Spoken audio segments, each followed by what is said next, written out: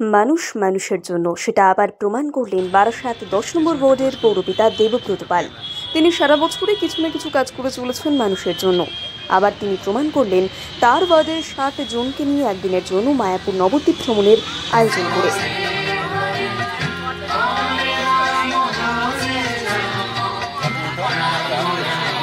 তাঁদের মধ্যে অনেকেই বললেন, দেবব্রত পাল আমাদের যে আনন্দ দিলেন তারা অভিভূত। ওয়ার্ডের পৌরপিতা দেবব্রত পাল বলেন, এই ওয়ার্ডটি বামফ্রন্টের ছিল। তৃণমূল কংগ্রেস গত নির্বাচনে দখলে এসেছে।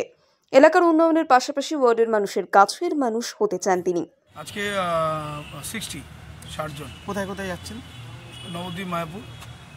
সারা দেখুন, আমরা প্যাকড ব্রেকফাস্ট, তার সঙ্গে চা,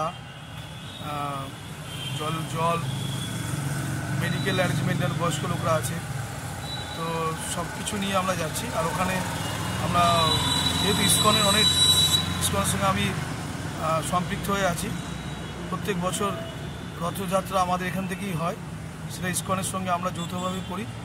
ইসকন ওখানে আমাদের সমস্ত দায়িত্ব নিয়েছে। তারা আমাদের আজকে ওখানে রিফ্রেশমেন্ট এবং দুপুরের লাঞ্চ, ইভিনিংয়ে স্ন্যাক্স, সমস্ত কিছুই কিন্তু আমরা ইসকন থ্রু অ্যারেঞ্জমেন্ট করেছি ওখানে। তারপরে আমরা রাত্রে ফিরি। টোটাল যারা যাচ্ছেন আপনার ওয়ার্ডেরই সবাই?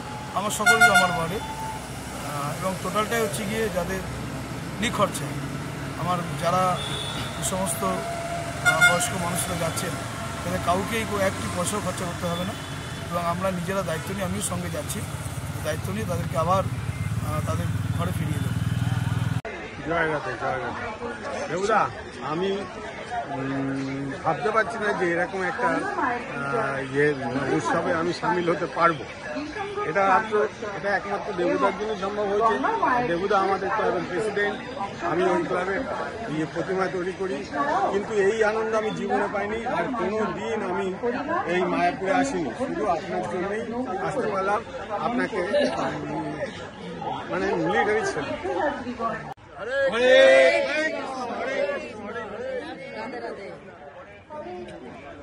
আমি কি বলবো, ঘুরি বেড়াই, এই আনন্দটা যে আজকে দেবুর কাছ থেকে সবান্ধকে নিয়ে এসে তার আর 10 নম্বর ওয়ার্ডের সবাইকে এনে ও যে আনন্দটা দিল আর যে উপভোগটা হলো, এটা একটা আলাদা উপভোগ।